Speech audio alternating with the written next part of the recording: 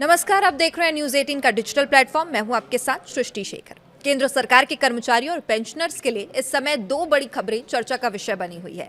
पहली खबर 8वें वेतन आयोग से जुड़ी है, जिसकी गतिविधियां अब तेज पकड़ती दिखाई दे रही है।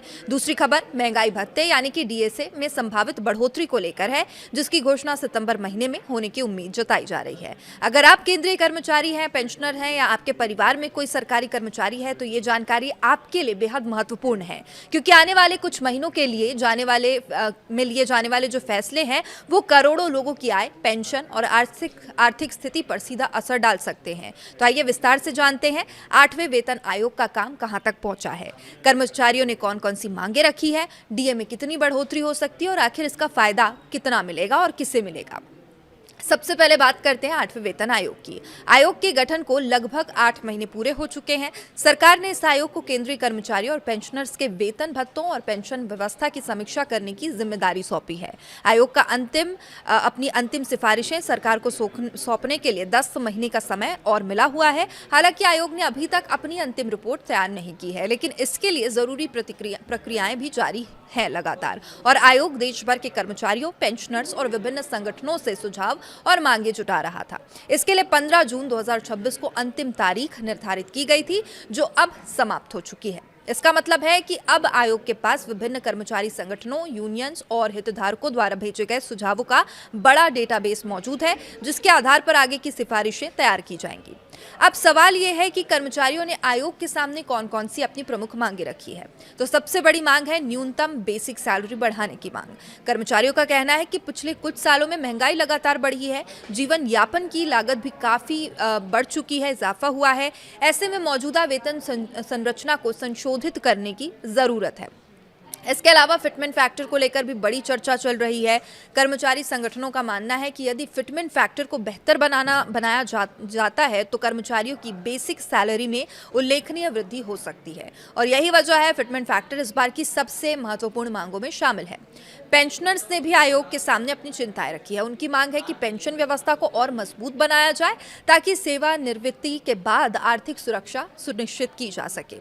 और एक और बड़ा मुद्दा पुरानी पेंशन योजना यानी कि ओपीएस का है। देश भर के कई कर्मचारी संगठन लगातार पुरानी पेंशन योजना को बहाल करने की मांग कर रहे हैं। कहीं कुछ संगठनों ने राष्ट्रीय पेंशन प्रणाली यानी कि एनपीएस और यूनिफाइड पेंशन स्कीम यानी यूपीएस की समीक्षा करने की मांग भी आयोग के सामने रखी है। इसके अलावा मकान किराया भत्ता यानी एचआरए, जोखिम भत्ता, बोनस, चिकित्सा सुविधाएं और अवकाश संबंधी लाभों को बेहतर बनाने की मांग भी जोर शोर से इस बार उठाई गई है।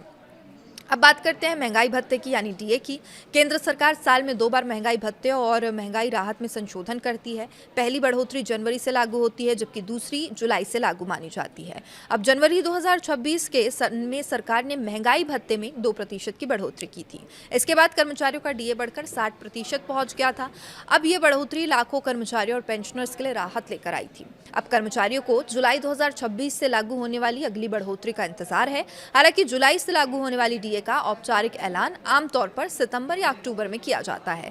इसका कारण यह है कि सरकार महंगाई भत्ते की गणना के लिए अखिल भारतीय उपभोक्ता मूल्य सूचकांक यानी कि AICPI-IW के आंकड़ों का उपयोग करती है। डीए तय करने के से पहले सरकार को कुछ महीनों में महंगाई आंकड़ों का विश्लेषण करना पड़ता है।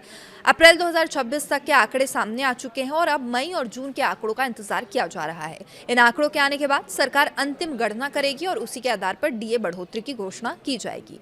अब विशेषज्ञों का मानना है कि यदि महंगाई का स्तर मौजूदा रुझान के अनुरूप रहता है तो कर्मचारियों को एक और बढ़ोतरी का लाभ मिल सकता है। हालांकि अंतिम फैसला सरकार द्वारा आधिकारिक घोषणा के बाद ही स्पष्ट होगा।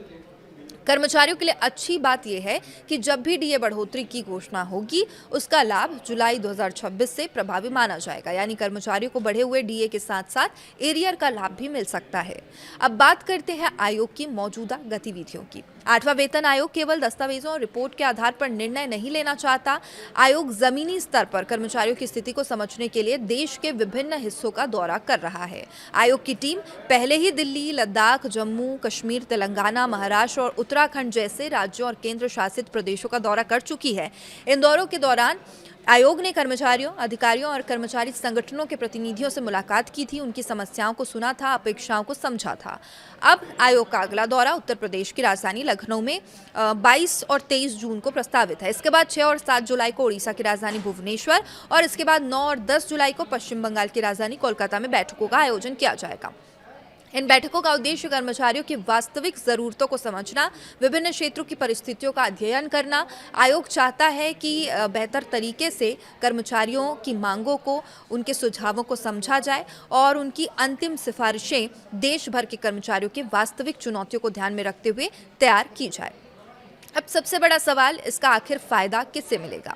8वां वेतन आयोग लगभग 55 लाख केंद्रीय कर्मचारियों और करीब 69 लाख पेंशनर्स के वेतन, पेंशन और भत्तों की समीक्षा कर रहा है। यानी सीधे तौर पर 1 करोड़ 24 लाख से अधिक लोग इसके दायरे में आते हैं।